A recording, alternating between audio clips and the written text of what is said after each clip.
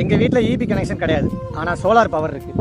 இந்த ரெண்டு சோலார் பேனலில் ஒரு ஃப்ரிட்ஜு, ஒரு மிக்சி, ஒரு கிரைண்டரு, 3 ஃபேனு, 5 எல்இடி லைட்டு, அது மட்டும் இல்லாமல் 1/2 HP தண்ணி மோட்ரு, மொபைல் சார்ஜர், இப்படி ஏகப்பட்ட விஷயத்தை யூஸ் பண்ணுறவங்களால நம்ப முடியுதா? ஒரு நாள் 2 நாள் கிடையாது, கிட்டத்தட்ட 2.5 வருஷமாக நான் யூஸ் பண்ணிக்கிட்டு இருக்கேன். இது எல்லாத்தையும் நான் உங்களுக்கு போட்டு காமிக்கிறேன். அது மட்டும் இல்லாமல் இதுக்கு எவ்வளோ செலவாச்சு, இது எந்த நேரத்தில் சார்ஜ் ஏறும் அப்படிங்கிற எல்லா விஷயத்தையும் உங்களுக்கு சொல்கிறேன். அதுக்கு முன்னாடி நம்ம ஐடியா ஃபாலோ பண்ணி வச்சுங்க. வீடியோ ஃபுல்லாக பாருங்கள்.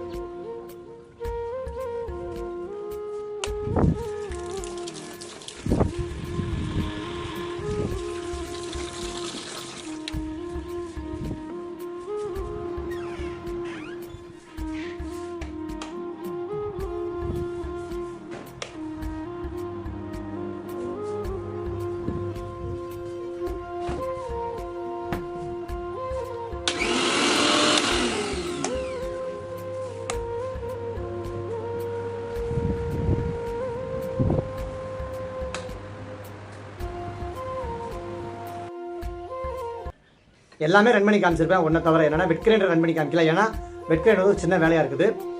இந்த பேனல் வைக்க எவ்வளோ செலவாச்சு அப்படிங்கிறத நான் சொல்கிறேன். அதுக்கு முன்னாடி மழை காலத்தில் பேனல் எப்படி ஒர்க் ஆகுது அப்படின்னா, மழை காலத்தில் பேனல் ஒரு 2 நாள் வரை பேக்கப் இருக்கும்.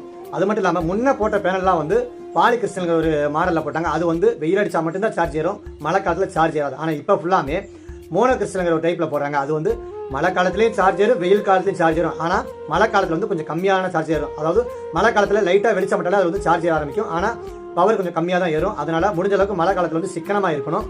அது மட்டும் இல்லாமல் இந்த பேனலை நம்ம போட்டது 1 கிலோவாட் பேனல். இதில் எல்லாத்தையும் ஒரே நேரத்தில் ஒரே மாதிரி யூஸ் பண்ணலாம்னா அப்படி பண்ணவே கூடாது.